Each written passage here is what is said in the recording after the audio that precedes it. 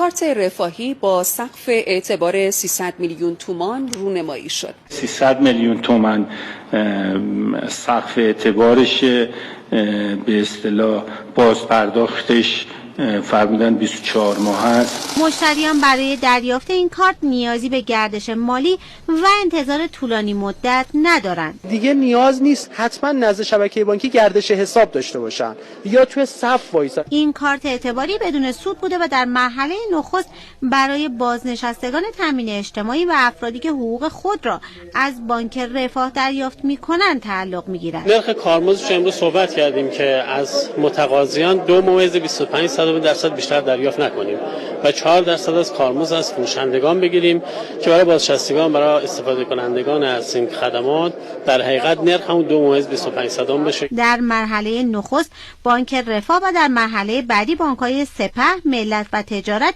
این کارت را به مشتریان ارائه می‌کنند.